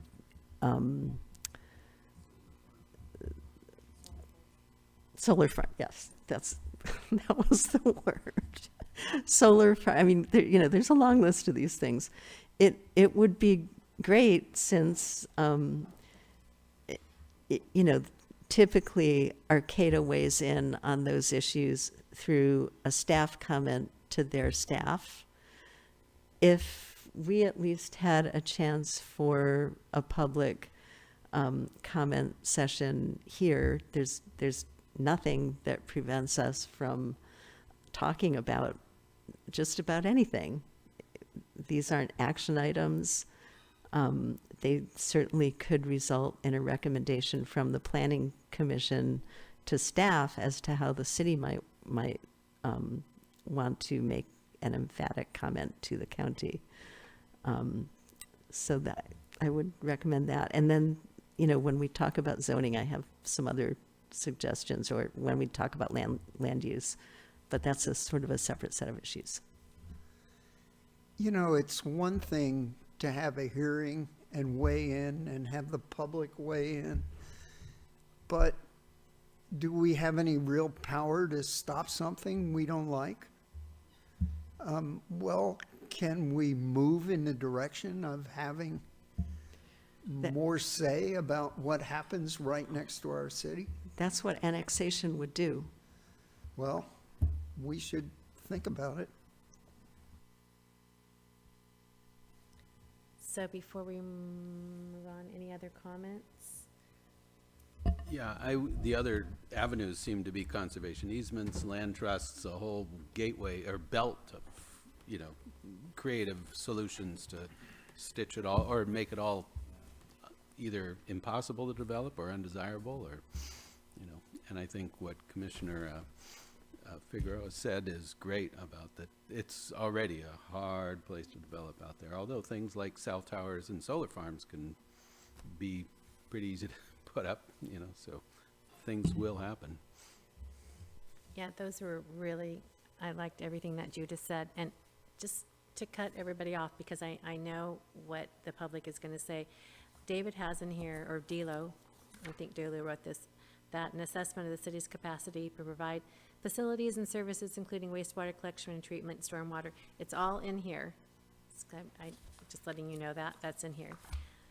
So who else has some questions? We can just dive in anywhere. Can I start? Can I say Yes. something? Yeah, I was just wondering, there seems to be, this is related to the growth management element, competing language between what is rural and existing community character. And I was just wondering how that came to be. Ultimately, I see we have strikeout language where we struck out rural and we put in existing community character, but then we continue to use rural as a descriptor beyond, for instance, in the guiding principles and goals ultimately, and policies and so forth. So I'm just wondering, you know, why we decided to cross something out, and then we decided to provide separate language, and then we continue to use rural beyond that, you know, where in which it seems like it would still be befitting to use existing community character. And rural is subjective, you know what I mean, for us here in Arcata, you know, rural, yeah, or for this, you know, when people from the outside look at us, yeah, we're rural, but city of Arcata and city of Arcata, it's not very rural. So I'm just wondering how that came to be in the selection of that language and defining what is rural. If you could point me to a couple of examples, I have to say that totally Sure. escaped my notice. Yeah. So for instance, in guiding principles and goals, it's, well, I don't know, my packet pages are all different, it seems like. 16 on the bottom, but it's actual page 2-30 on the actual growth management element. On guiding principles B, we crossed out rural, but we included existing community character and promote resource protection, right?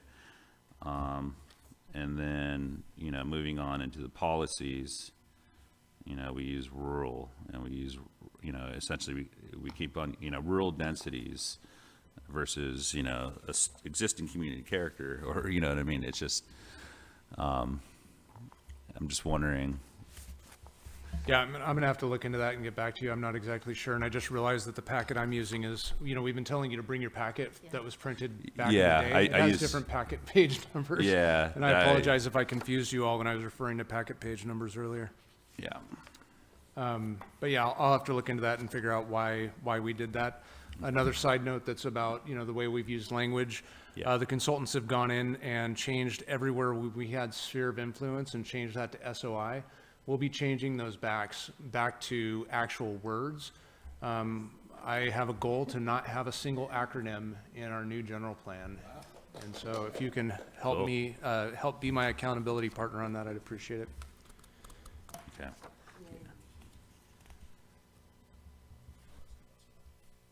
Judith? I was looking at the rurals here, and I saw in my note there was another thing that kind of struck me. It's on packet page 57, which is GM policy GM4, urban services and urban services boundary. And I am wondering, this refers to rural residential development may be approved outside the urban services boundary only if the development would not require extension of water, sewer, and other public facilities. And I'm wondering if there might be an opportunity to strike residential there to make that statement more general. And then to add language about adversely affecting aquifers, groundwater, and other key land or resources within the city's boundary. And I guess I'm thinking of that example of the proposed, some of the proposed cannabis farms, for example, that would have been drawing on groundwater for their irrigation and had never really even analyzed what potential impacts on the city and other, ecosystem services, you could say, within our various boundaries. Would that be possible there so that I think I get where you're going. I think that this was specifically tied to, okay, so two things. Yes, I think we can make this more general and then also make reference to not only that it doesn't require the extension of water, sewer, and other public facilities, but that it doesn't have, negative ecological impacts, to sum up what you just said. But this is intended to identify areas that are inside the urban services boundary. I'm sorry, outside the urban services boundary, but within the city limits. So we have areas that are outside the city limits that are inside the urban services boundary, but these policies would only pertain to areas within the city limits. These wouldn't go out to the planning area per se. So if you wanted to have, the example you used was something that was in the planning area. And so I think that to address that, again, we wouldn't be approving the projects that are in the planning area outside the city limits, but we could, intimate our intention that we don't want those projects to be built if they're going to have those negative impacts in our land use, or I'm sorry, in our planning area policy. Okay, yeah, I noticed that it said the city's incorporated area and sphere of influence, so I figured that kind of covered that interaction with the county as well. It's a little, if there's a way to make that a more general statement, especially not limiting it just to residential development, that would be great. I would like to mention too that kind of gets kind of funky.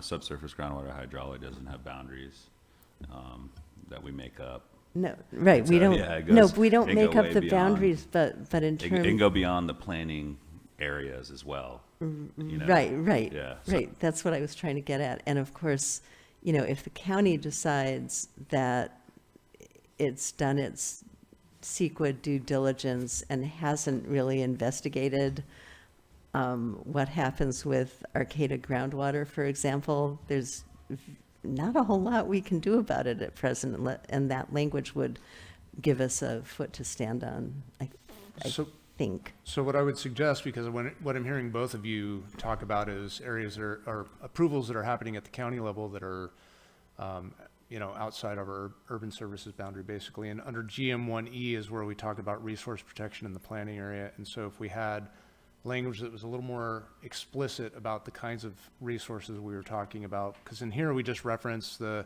conservation and management element, which is where you'd see a lot of that groundwater information.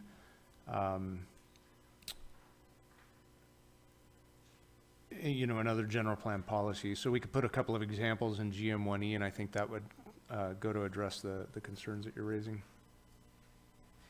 Yeah, that might be a bit cleaner, or it could come in both places.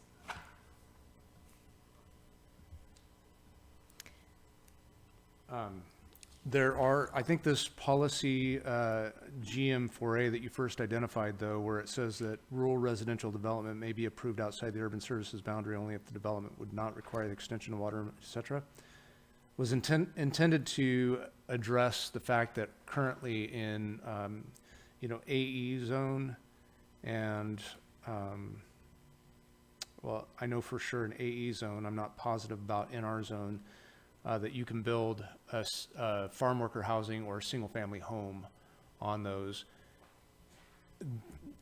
Most of our AE is actually in the coastal zone, and there are other policies that layer on top of that, that limit this. And so I would say that, you know, changing it to from residential development to any other kind of development might make sense, because you can build farm structures on AE, for example. It's not residential development, doesn't require urban services.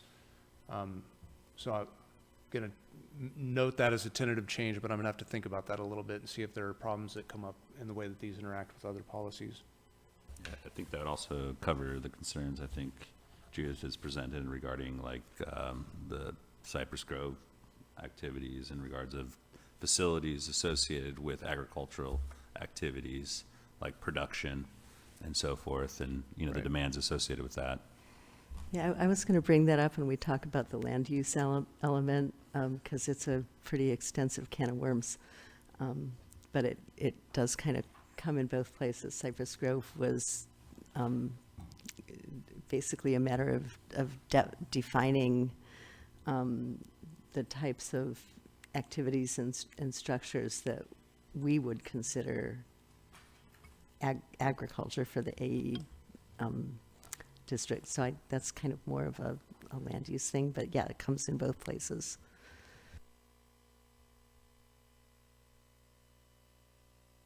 I have just a couple of questions. I just need to understand the logic. So on packet page 51, under C, where it says to encourage efficient development patterns by ensuring that any infrastructure associated with development other than infill development, that's my question, supports new development that does all the following, et cetera, but why other than infill development?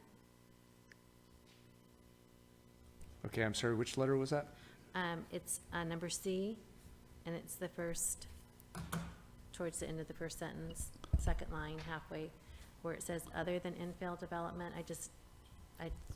I must not be reading that right. I don't understand. Is that a policy? Could you reference the policy? Yeah, it is under urban services boundary, and it's the second page, so it's packet page 51. Give the policy number, please, because I think we're all using different printouts. The page at the top, the like 234, 235, I think it's the same Page for us. 2-30. Okay.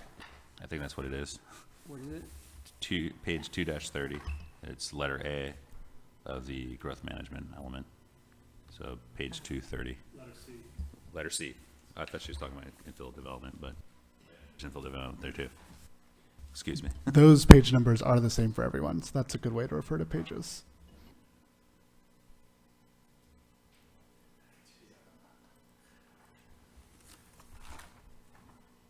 So it's under guiding principles and goals, letter C. It's before guiding, it's right above guiding principles and goals. It's the last thing right above guiding Gotcha, okay. principles and I'm goals. sorry, I was not seeing what you were talking about. Sorry, I was so dense on that one.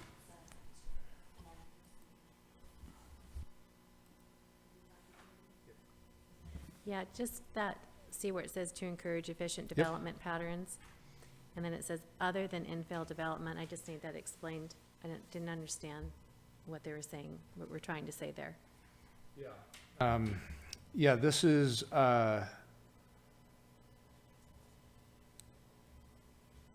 basically trying to contrast development within the city boundaries where we have existing infrastructure and may have upgrades associated with projects inside the city boundaries versus projects that might happen outside existing developed areas. So this is the, basically the overarching purpose of this section. The growth, if you go back a page, it says the growth management element is consistent with state planning priorities, California Government Code 65041.1, to promote equity, strengthen the economy, protect the environment, and promote public health and safety as summarized below. These A, B, and C are straight out of state law. And so the idea behind the entire growth management element is intended to do all of these things, trying to promote growth, infill development, trying to protect the environment, agricultural resources, and by protecting and preserving existing natural resources, and to encourage efficient development patterns using that infrastructure associated with development other than infill development, so development that's not infill development, supports new development that does all of the following, uses land efficiently, is built adjacent to existing developed areas. So it's trying to give you the highlights of the purpose behind all of the regulations that LAFCO follows. When you go to do an annexation, LAFCO is going to look at that section of government code, and they're going to have real specific regulations that ties to each one of these priorities in A through C. And so what we've done is that we've just made it real explicit. We pulled out that government code section and put it in the growth management element to say this is what this element is intended to do. And that's straight from state law? Mm-hmm. Yep. Okay. And then down on that same page, under G, under guiding principles and goals, under G, why did we take out, it says manage the timing and amount of growth in accordance with acceptable levels of service, but why did we take out the ability to maintain? Was that just to be more succinct? You crossed out that was just to make it, Yeah, I think so. I think that was just kind of a word choice thing. so we're still in the growth management element. So does anyone have any other questions or suggestions about? Judith, that's all you have? You've got more. Well, if you want to get into the can of worms that Christian just mentioned before, it'll come up now or it'll come up later.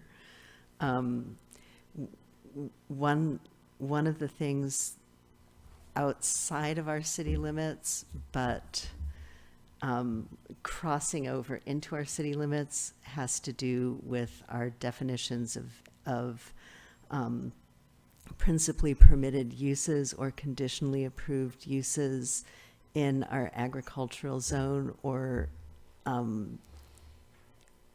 by extension in the county's agricultural zone. And right now, our definitions include a huge range of uses and the structures that house them that are related to agriculture, but don't look like farming. And this is one of the things that came up in the Cypress Grove issue. It will probably come up with regard to agro-electricity development. I think that's the term that's now being used, basically solar collector farms. It came up with regard to the proposals to extend the flower farm to include a rather large cannabis farm in greenhouses. It's come up a lot of times where we have things that are kind of defined as agriculture, but that require massive structures that don't look like farming. In areas that we've identified as either our green belt or that may even be in the coastal zone associated with aquaculture at some point in the future. And how do we want to deal with those? We could just say, hey, if it has to do with farming, it's fine. Let's let it stay there. And then if necessary, review each of these on a case-by-case basis with conditional uses, and then if it's outside of our boundaries, make recommendations to the counties saying, we don't like this one, and then, that's all we can do. Or we can do two things. One would be within the city of Arcata boundaries to do some redefining within our own definitions of agriculture and associated activities, using the same ideas behind our form-based code so that we deal with activities that require large structures and infrastructure differently than ag-related activities that don't come along with massive structures or infrastructure, and that we request the county to make changes in their designations accordingly, so that there is some definitional difference, some principally permitted or conditionally permitted zoning distinction between agriculture with really big buildings, a lot of power and light and noise and traffic, and agriculture that, for lack of a better term, looks more like farming. I think it could come up here in the growth management section, and it would be in policy GM1C. And it would also then need to come up in our own land use designations when we start talking about the land use element. Judith, do you recall on that cheese factory project, wasn't there some kind of right to farm laws that are state law or something like that that came up on that one? That ag buildings just fall under agriculture? Yeah, people did use that, but in that case with the cheese factory, the owners said unequivocally that they can't raise goats in the same place where they're making cheese because of the chance of microbial contamination. So they had already said that what they were building there was the factory, not the milk production. And not only couldn't you put a couple of goats there to make it look like milk production, but you had to keep the goats out completely. And at that time, that was about when Emmy, the new owners, had pretty much declared that their milk production was not going to be in Arcata, it was probably going to be in McKinleyville and beyond. So the only agricultural activity from that development in Arcata would be the cheese factory, the processing. To make a long story short.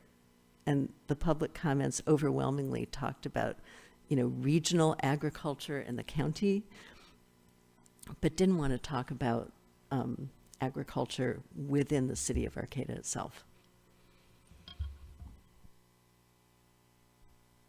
I don't know if that answers your question, but. My question was really, I thought that there was a little bit of that the cheese company had some leverage on that ag buildings fall under ag.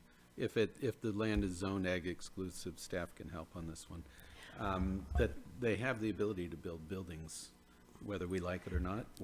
Wasn't that part of that debate? A use permit was required for that activity there, and it went before the planning commission. I believe I can't remember, a portion of it might have been appealed, but I think it was a determination by the city to allow that land use activity there. And I think our current zoning code does allow for larger structures. And I think what I'm hearing Commissioner Mayer suggest is, do you want to have a conversation about changing that in the land use code? You might be able to indicate that in the policy language that has some form of distinction between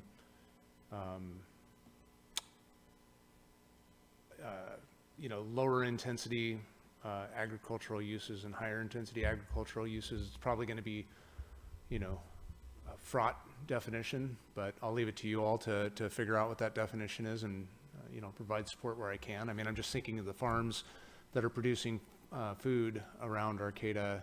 Many of them have quite large structures, and are,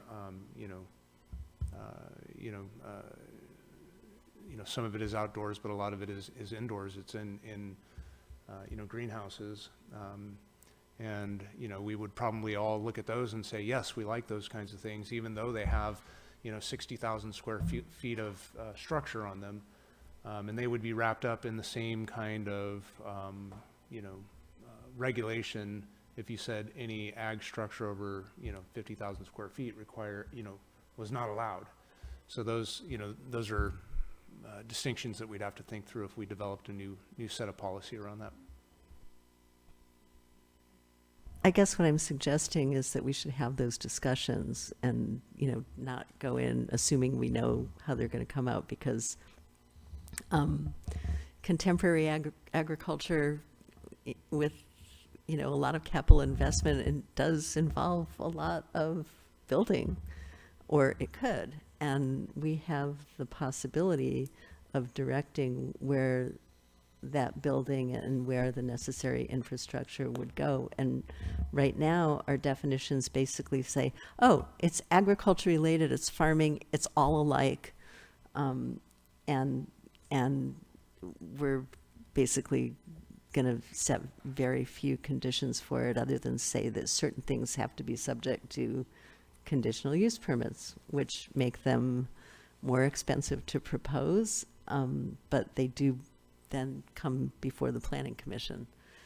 So I just think I'd recommend that we have those discussions when we start talking about zoning, and that we strongly recommend that the county develop some kind of distinctions as well.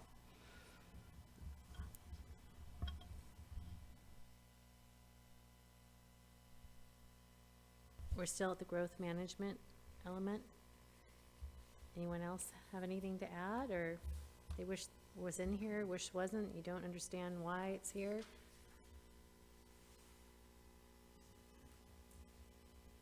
So David, shall I open this up to public comments on the growth management I think that element, makes or sense shall to we break it just- into two pieces, but I'll leave it up to you. Oh. Yeah, we only have another half an hour. Okay, well, you might want to take By the public way. comment on growth management and save land use until later. Okay, so did anyone want to make any comments about the, just the growth management element?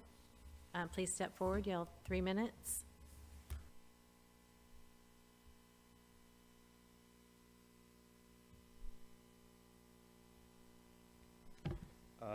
I have comments,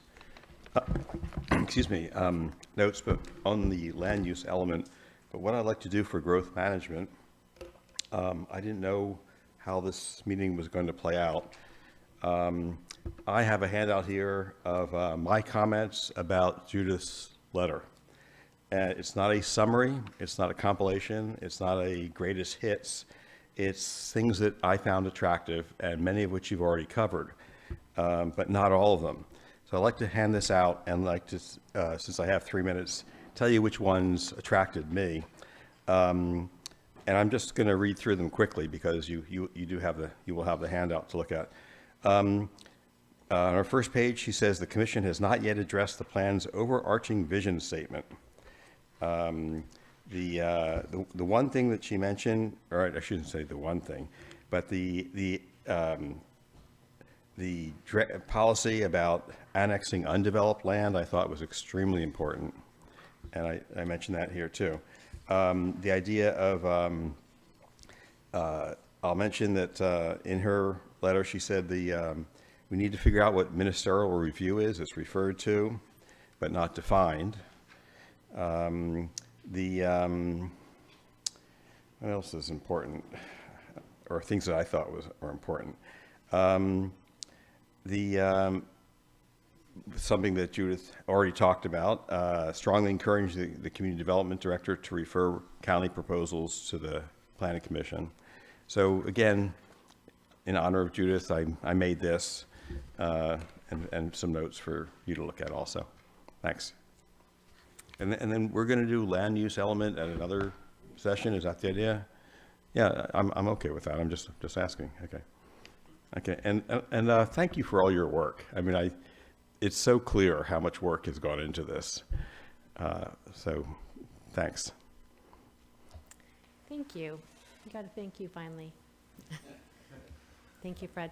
The one area that I think is missing is the wastewater treatment plant from the standpoint of what's happening in the future, because we all know at some point it will no longer function there because of sea level rise. So that's a question that was brought up in the Coastal Commission in September. You know, I was one of 2 people that participated in that. And the other 2 were the city Arcata staff, and David was one of them. And basically what came out of that too was that the city is going to have phase 2, which is levee improvement.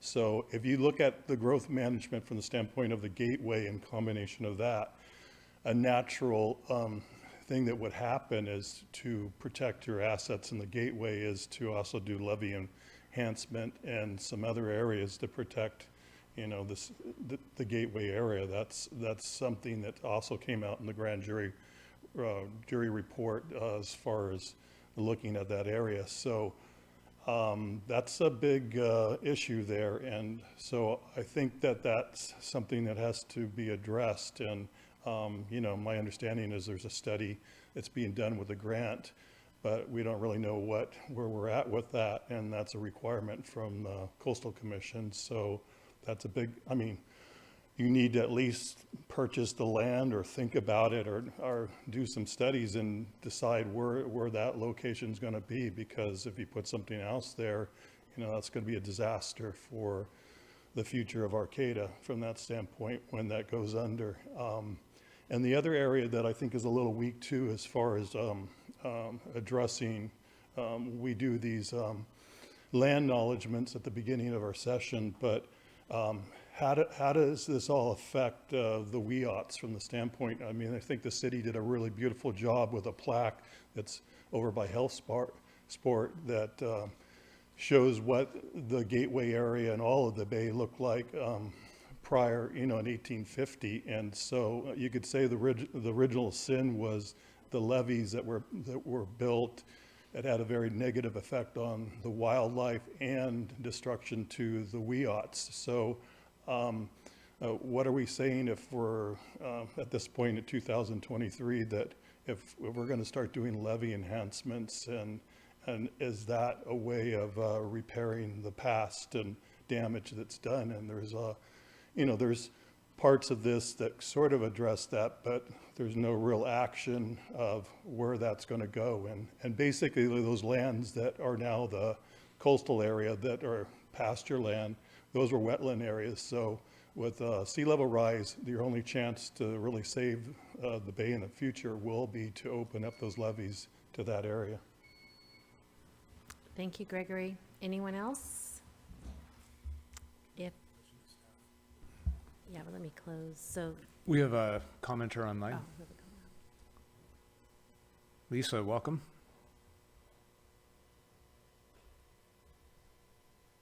Oops.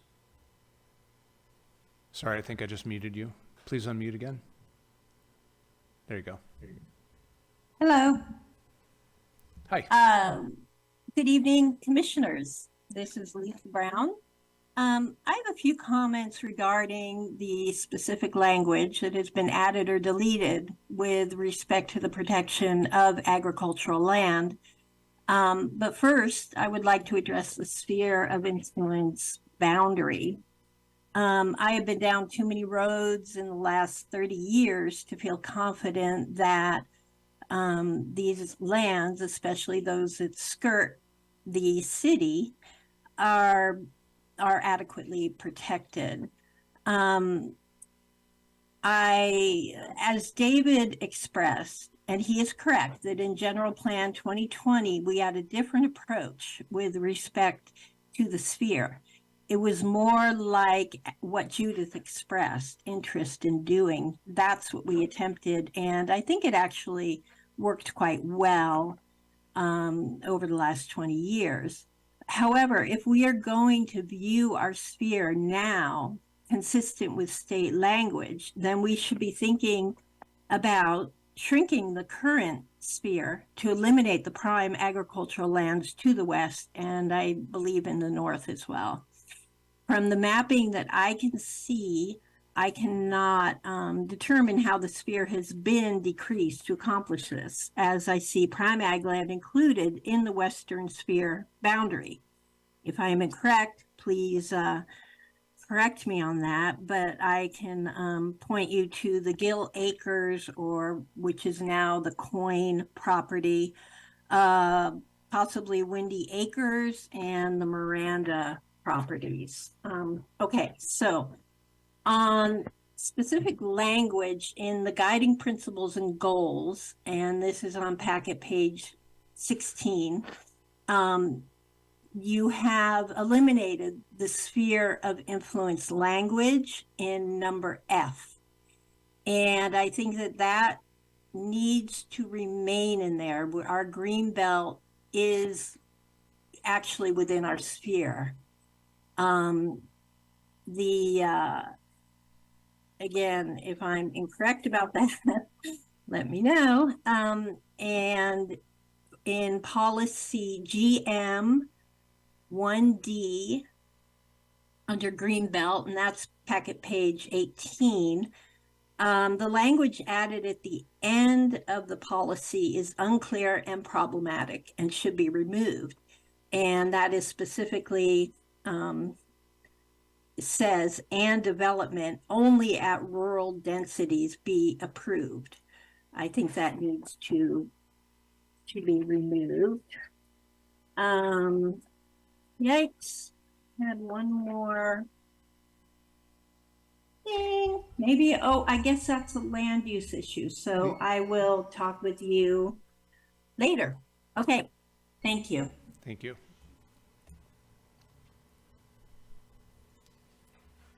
Did you get all of that, or does she need to submit that in writing? I'll reach out to Lisa after the meeting. I think I got most of it. Okay, all right, thank you, Lisa. Lisa, if you could submit all that, that would be great. We didn't quite get it all in. So if that's it for public comment, we will move on to, well, let's talk about what we want to do. Some people here have plans for tonight, since it's Valentine's Day. Do we want to just wait and start at our next meeting and start fresh with the land use element? What does everybody think? Well, we're not going to finish it in 20 minutes. There's no way we're going to finish it, and then we're going to have to take off. I'd rather just start at our next meeting if we'll have time. What's on our agenda for our next meeting? I hesitate to list off the top of my head, but I'm thinking land use at the very least. Very smart, very smart. So, okay, so we are going to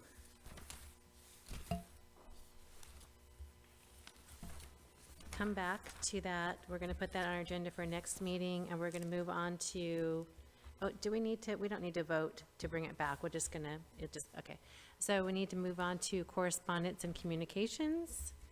Does anybody have any correspondence or communications? I have a question of staff. You mentioned, I think it was March 23rd, a Thursday, that there's a Gateway public outreach. Is that correct? Yeah, actually, I was going to mention that there is our next form-based code workshop is on the 23rd of February. That's the very next one coming up. That'll be a public workshop held on Zoom. February. Yeah, February 23rd. And then we'll be following that up with a planning commission workshop like the one that you'd had just this last Saturday. And so we'll be hosting that on the 23rd on Zoom at 6 p.m. Look for information for that on our website, all those folks out there in Zoomland. I also wanted to mention, associated with the upcoming meetings, there's the chair and vice chair study session, the annual chair vice chair study session between all the chairs and vice chairs of the commission and committees with the city council coming up on the 21st. I believe I've sent the chair and vice chair an email, although I'm getting a confused look about that. So hope you can mark your calendars for that. Again, I believe they're starting that at 6 o'clock on the 21st, but I'll send out more information, and that agenda will be out the Friday before. February 21st.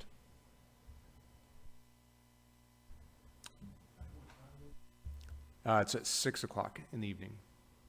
And it's not Zoom? Is that an option for Zoom? It's an in-person meeting. Yeah.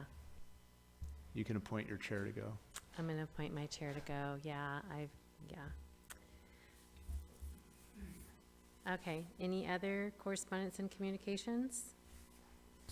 So I have a question, in respects to, what we discussed earlier regarding, proposed projects that are in our sphere of influence or in our planning area. Would this be the opportunity and time where in which you can share with the public specific projects that are happening within our planning area? Is that how it would work in regards of how we would be administrating that? Just to inform the public and share more share more information, because it seems like, we're kind of a sounding board where we can act as a sounding board for the community for these such matters. Yeah, again, as I mentioned earlier, I need to cover this with our city attorney to see what exactly it is that we'd be able to do in this forum, and I'll report back to you on that. But again, there's an online platform that you can go to the county's website and sign up to get notifications. You can designate areas that you're interested in and topics that you're interested in, and then you'll get emailed those notifications when projects of those types come in. You'll be able to go on to their online services and review all of the materials. They post all the materials that are associated with the applications, and you can go through and review those. Everything from application to specific studies that came in for the environmental review. So folks can do that right now, and they'll get immediate notification. I'm thinking at the very least on the agenda, we'll be able to have an agenda item that lists projects that are happening within our planning area that I'm aware of. I want to qualify it's that I become aware of. And then there's a full spectrum out to the discussion we had earlier. Okay. Yeah, that sounds good. I was just, it sounds like the more we repeat it, and we have an opportunity to say it in this forum, the greater the likelihood it's going to meet, not reach the masses, but reach more people ultimately. So, awareness and community action and participating and so forth. It's something that we would promote. Our entire TV audience will see it. I do have a small question. Should we bring this land use portion of this packet back again? So I would recommend it, yeah. Okay, so you're not going to reprint it then? Not unless you need us to. No? Okay, if there's nothing else, this meeting is adjourned.